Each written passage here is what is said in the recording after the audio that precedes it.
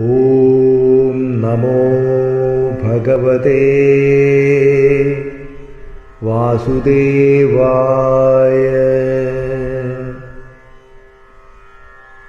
ശ്രീമദ് ഭഗവത്ഗീത അധ്യായം 7 ജ്ഞാന വിജ്ഞാന യോഗം. ശ്ലോകം 1 മുതൽ 6 വരെ. ശ്രീ ഭഗവാൻ ഉവാച. ശ്ലോകം 1.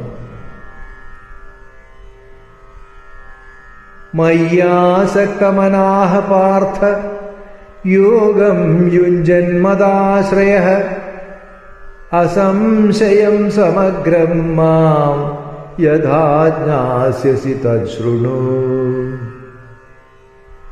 ശ്രീ ഭഗവാൻ പറഞ്ഞു, ഹേ പാർത്ഥ, എന്നിൽ ആസക്തചിത്തനായി ജീവിതത്തിൻ്റെ പരമലക്ഷ്യസ്ഥാനമായ എന്നെ ആശ്രയിച്ച് ഈ യോഗം അഭ്യസിച്ച യോഗിക്ക് എന്നെ സമ്പൂർണമായി എങ്ങനെ അറിയാൻ കഴിയുമെന്ന് കേട്ടുകൊള്ളുക. ശ്ലോകം 2. ജ്ഞാനം തേഹം സവിജ്ഞാനം ഇദം വക്ഷ്യാമ്യശേഷതഃ യജ്ഞാത്വാ നേഹ ഭൂയോന്യത് ജ്ഞാതവ്യം അവശിഷ്യതേ. ഏതൊന്നറിഞ്ഞാൽ ഇവിടെ അറിയേണ്ടതായി മറ്റൊന്നും അവശേഷിക്കുന്നില്ലയോ?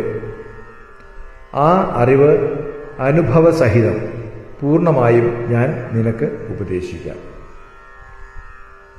ശ്ലോകം 3. മനുഷ്യാണാം സഹസ്രേഷു കശ്ചിദ് യതതി സിദ്ധയേ യതതാമപി സിദ്ധാനാം കശ്ചിൻ മാം വേത്തി തത്വതഃ.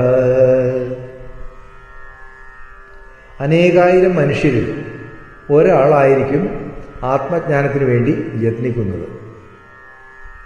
ഇപ്രകാരം യത്നിക്കുന്ന അനേകായിരങ്ങളിൽ ഒരാൾ മാത്രമായിരിക്കും എന്നെ യഥാർത്ഥത്തിൽ അറിയുന്നത്. ശ്ലോകം 4.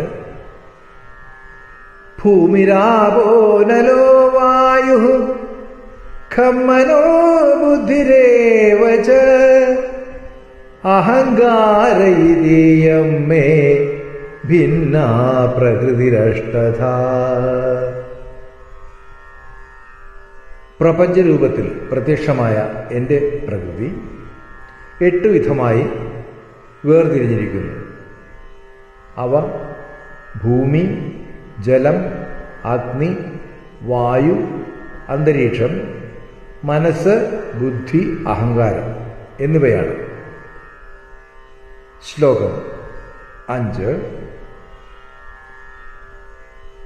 അപരേയമിതസ്ത്വന്യാം പ്രകൃതിം വിദ്ധി മേ പരാം ജീവഭൂതാം മഹാബാഹോ യേദം ധാര്യതേ ജഗത്.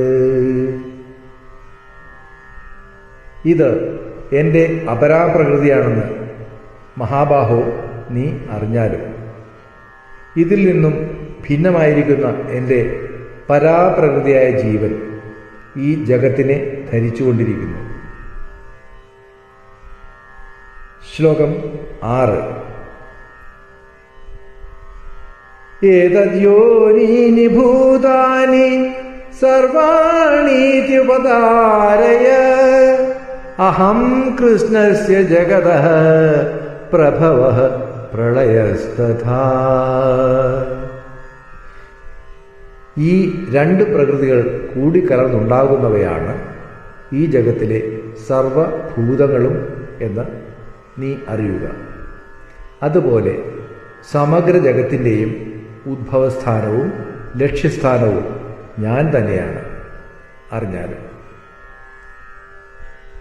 ഓം സർവം കൃഷ്ണാർപ്പണമസ്തു.